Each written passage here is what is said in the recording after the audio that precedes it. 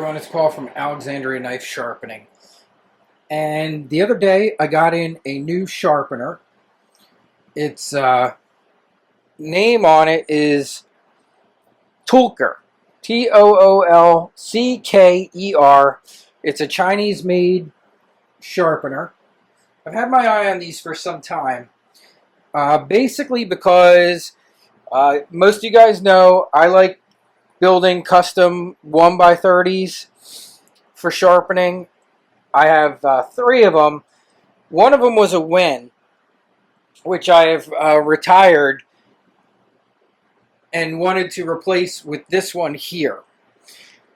And I'm just going to kind of go over the differences between building your own custom 1x30 and buying one already made like this Toolcker here, and kind of let you know who it's for and all the positives about it, any negatives about it that I've noticed so far, and go from there. So the first thing, let's talk price right out the gate.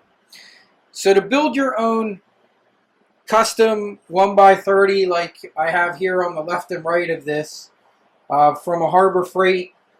So here's a Harbor Freight model with upgraded wheels from Curry's Custom Cutlery, and a motor and an angle guide, is going to run you around $275 to build this unit.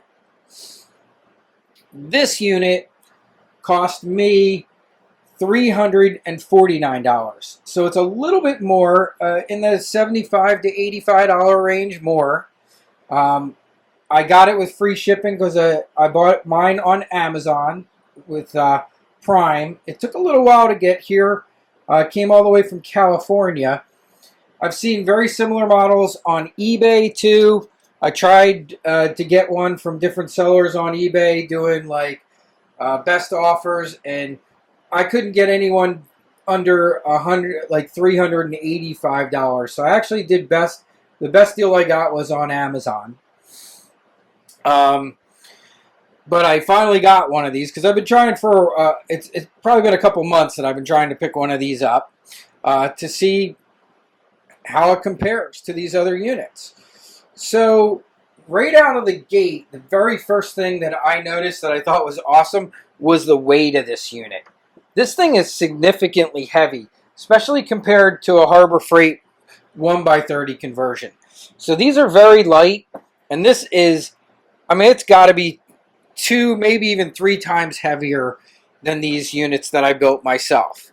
Now, why is that nice? Well, if you're sharpening, and if this is all you have, now, you know, granted, you guys know, like, I got a bunch of gear in my shop. I've been doing this for a while. But if you're starting out and all you got is a 1x30, and someone brings you, let's say, a hatchet or an axe, and you're trying to sharpen it on this 1x30, one of the first things you'll notice is the unit's light, and if you start going into it with something big, they tend to move a bit. So you can easily push that unit, and that could be a little bit annoying. So what I do to make up for that, I use on-off magnets. I've shown these before. You can kind of probably see it right back here. There's one right in here. I'll lock that on-off magnet in place on my downdraft table, and that helps this from sliding. Now, as you can see, I pushed it, and it still slid, so it's not perfect. I mean, if you really push it, it's going to move, but it definitely helps significantly that from moving around. Now, if I really need it not to move too, I also have a clamp here, and sometimes I will clamp this down to my downdraft table. So I can do that with any of these with this particular clamp that I think I got from Harbor Freight eons ago for a little sharpener, and or actually it was a little saw, but now I only use the clamp part of it to hold things down. So if I need something to hold down, I'll use that. But that was the first part I noticed, was the weight. The weight is significantly more. Now, motor-wise, they're the same motors, probably even coming from the same factories. It looks exactly like what Cliff teaches if you're building your own unit, is to get one of these sewing machine motors. There's a bunch of different ones. Morphon's one. This one back here says, that came with this unit, says YIXING on it. I think almost this one says Vevor on it. You're going to see lots of different manufacturers. This one over here, I think this one was a Morphon. I forget. But they're all very, very similar in operation. So the motors are very similar, and no different with the motor that is on this new unit. It operates pretty much the same. A couple of things that I did notice that were different, though. One, it's got a metal casing on the outside. There's some plastic here, but the top here is metal. Most of these were plastic. And instead of the sewing machine motors, when we convert them, they have a little arm, on-off arm here. Hopefully you can see that. Can you guys see that? Yeah. So this is how I turn these on and off with this little arm. This one just has a dial to control the variable speed. So it has a dial, and you just turn the dial. But other than that, operation is almost exactly the same. The majority of these I've seen, this is your directional button. So if you press this and hold it in, the little dot disappears. It now changes the direction. So this is how you go from edge leading to edge trailing. Pressing in this button, the little dot comes back in. Now it's going to go the other direction. This is your limit, so you can control how fast it goes and how slow it goes. So you can set limits on your speed controls. And these also have very similar ones. I do have one that's slightly different. This one over here is a tiny bit more annoying. It doesn't have the directional control the same way. I actually have to go into the menu and change a number from 1 to 2 to change the direction. But not a big deal. If I need to go the other direction, I usually just hop on one of my machines that it's easier to change the direction on. So, but these motors come in different sizes. So they are different horsepowers. So you will see variations in price. And some of it's based on the power of the motor and the wattage of the motor. So, you know, you'll see 750 watt ones and 550 watt ones. And so depending on that, the motor will range between $100 and as much as I've seen some like $180. I have some, I know this one's a little bit lower power than this one over here. For knife sharpening, I haven't found it makes a difference at all. The motor that came with this one is really nice. Oops, sorry, didn't mean to kick the camera there. It goes very fast. Let me see if it's got the specs on it here. Usually they write the specs on the outside of the motor. No specs on it on the motor itself here. So I can't tell you exactly what it is. Oh, it's 550 watt. So I do know that. So this one's 550. What do I got here? So the ones I built myself. This one is 550 watt also. So these two are exactly the same. And this one I think is a little bit bigger. I think this one, my first one over here, I think is 750 watt. They're all very similar. So basically they took exactly what Cliff's been teaching for years, used the same motor, but they put some very nice bearing wheels on here on the whole unit, and the whole thing's got a lot of nice weight to it. Now, it does have a platen down here that you can use with either of the setups, and it has two different setups here. And let me show you this real quick. So I can loosen this front one, and if I want to remove the part that has the platen and the two smaller wheels, I can replace it with a rubber drive wheel. And this is really nice because it gives you the ability to do some really cool things like run things like Scotch-Brite belts. And if you've ever tried to run a Scotch-Brite belt on a brand new Harbor Freight model, or even worse, sometimes an older Harbor Freight model, I had a lot of issues. I had to reach out to Cliff, and he told me like different ways I could break the machine in to get it to run. But when I hadn't done the motor conversion. I had done the wheels first, and my original Harbor Freight didn't even have enough power to run the Scotch-Brite belts. It would just get hung up in here, and I would have to always help it start it, get going. And Cliff said, let it run for like 20 minutes and it'll wear away some of the metal. And that works sometimes. It didn't work on my original unit. I bought a newer Harbor Freight and it did work on that one, but on both of them I ended up converting the motors anyway. The beauty of this little machine is right out of the gates, you can run Scotch-Brite belts. So here's a nice coarse Scotch-Brite belt on there. You can see it runs real nice. This is the tracking control knob up here, so I can adjust the belt tracking. It's got a very nice tracking control. And the rubber wheel gives me a nice soft surface that I can push into if I need to. I was just, someone just brought this in the other day, this buck knife of their grandfathers. They wanted me to clean up, and I said, you know what? One of the first things I'm going to do is I'm going to put a Scotch-Brite belt on the new Sharpener and see how that goes. And it was great. I was able to get in here and just start working on some of these scratches that were in here. And this is one of the things where this really excels, is Scotch-Brite belts and surface conditioning belts, where if you are doing it on a Harbor Freight 1x30 conversion, it's a lot more difficult. You don't have as much area to work in. It's very restricted. You got a lot of metal that gets in the way. And as you can see, this is wide open. So I can push into this rubber belt down here if I wanted to. Now I got to be careful there because this is going away. So honestly, this should be tracking the other direction if I was going to use that rubber belt. Let me show that. So boom, just quickly turn it around. Might have to adjust the tracking. Whenever you change directions, often you got to adjust the tracking. Okay, so there we go. Little quick adjustment. But you can see now, so what if I wanted to, I could kind of push into this nice soft rubber belt if I had like some rougher marks I needed to get out.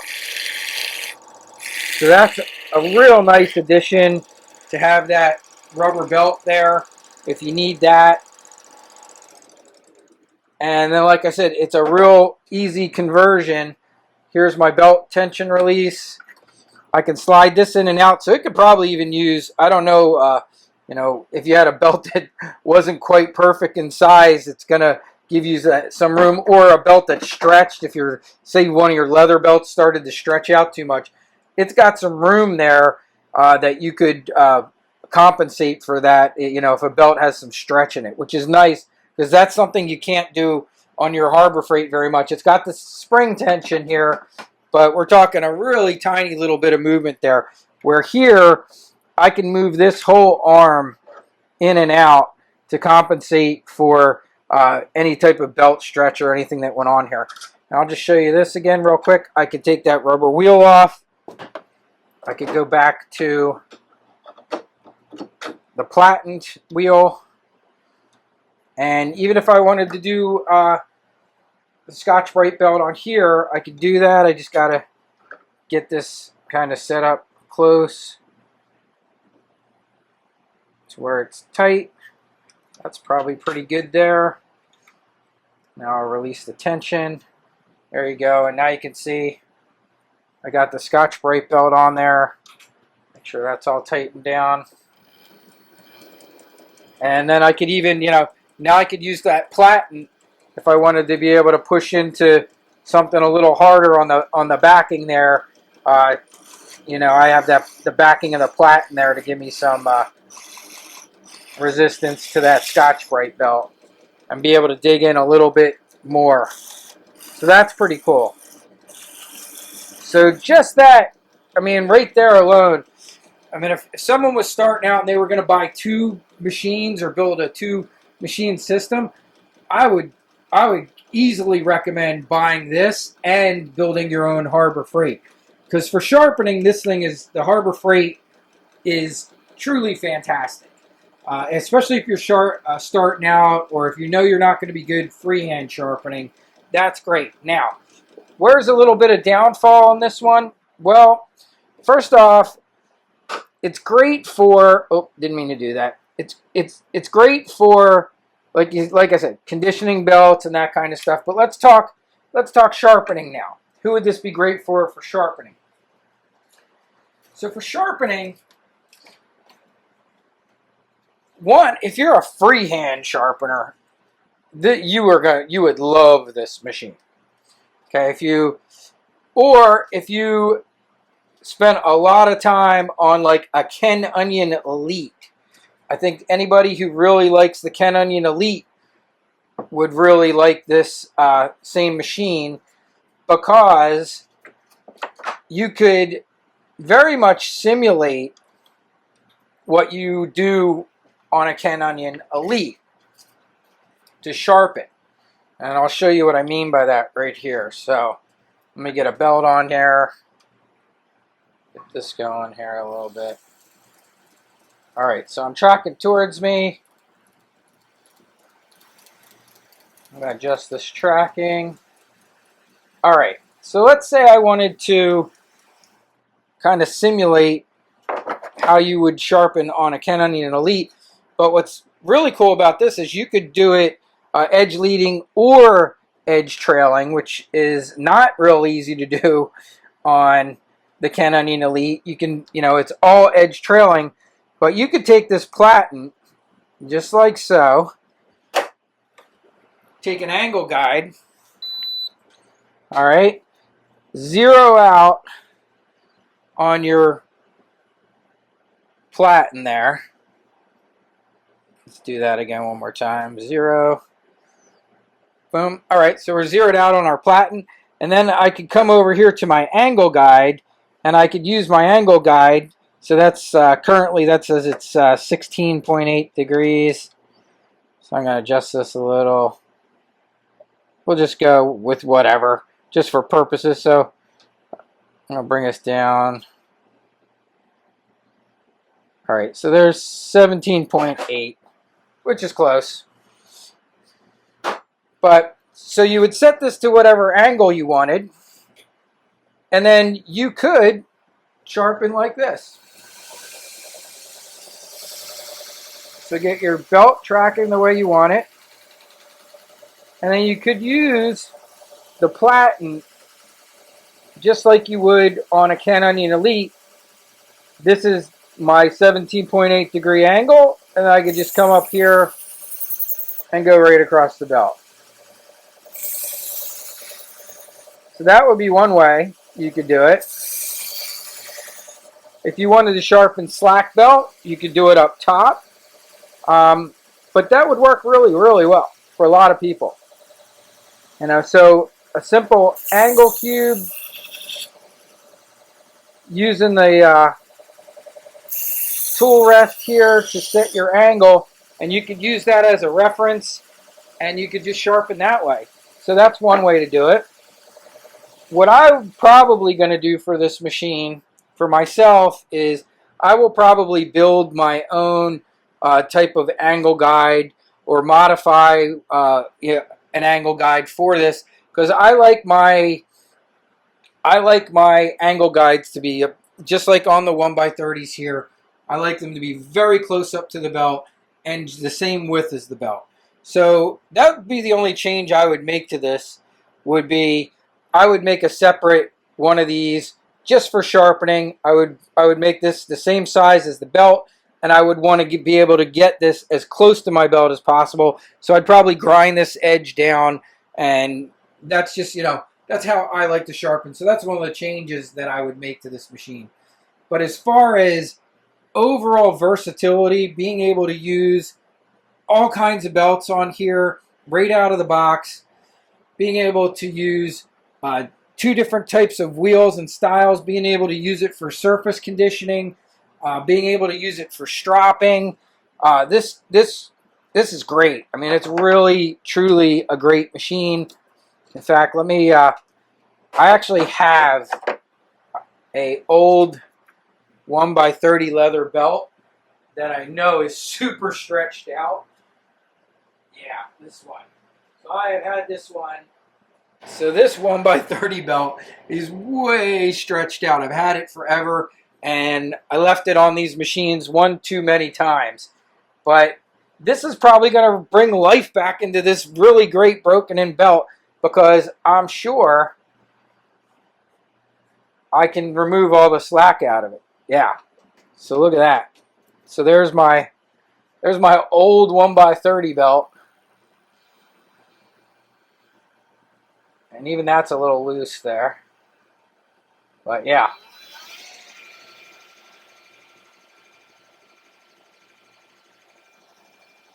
That's running 2,300 RPMs right there. But yeah, so that's great too. So even if you have a stretched out belt, this would make a good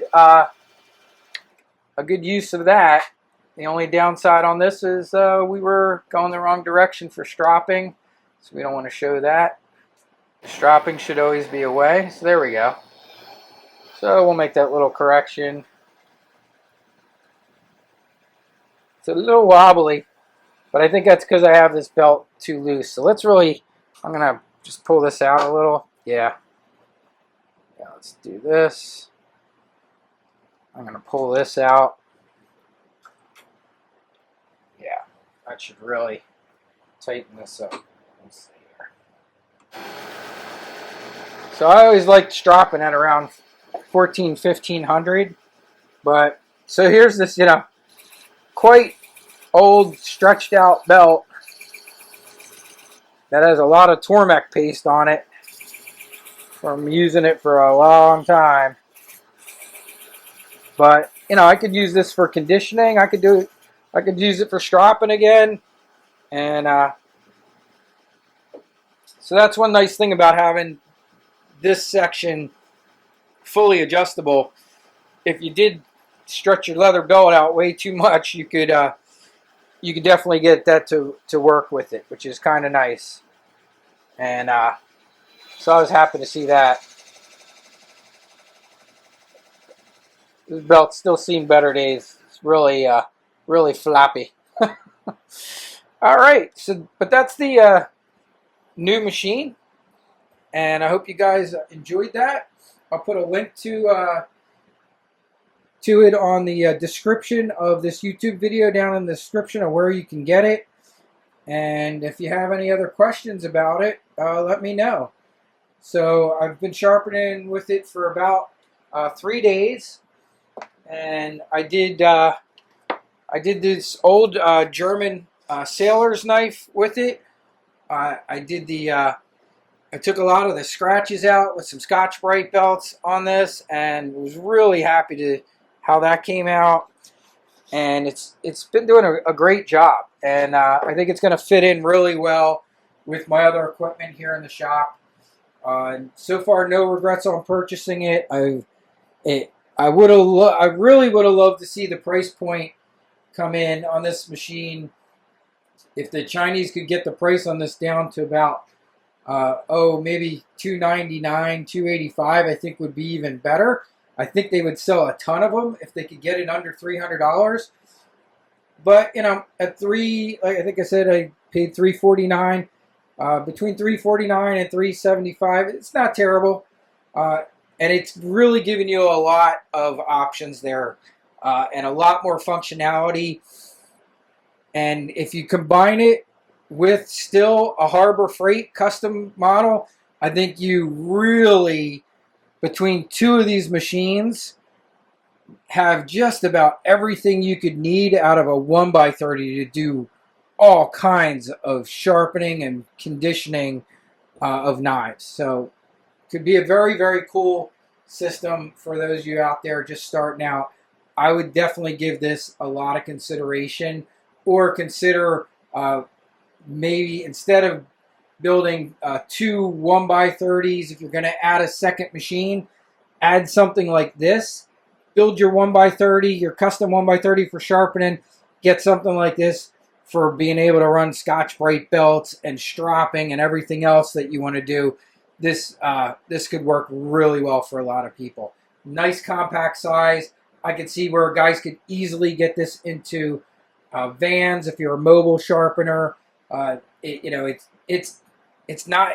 You can see it's tiny. It's the size of that Harbor Freight 1x30, but definitely offering a lot more functionality. All right, I'm going to end this here. Hope you guys enjoyed that. Have a great day, everybody.